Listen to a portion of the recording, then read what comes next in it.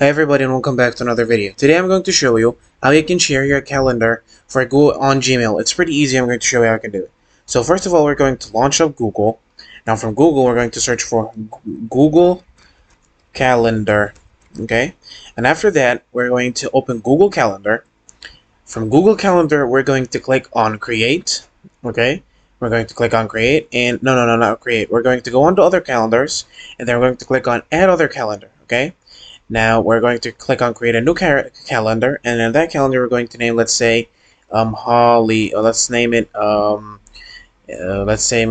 testing. Okay, and you could make the description whatever you wanted to do, and then you're going to click on create a calendar.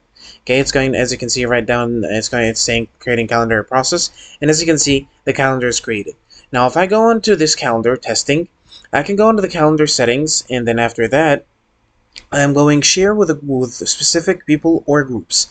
After that, when I click on that, I'm going to click on add people or groups, and then I'm going to add my emails or people I want. I'm going to add it to my other email, okay? And then I'm going to click send.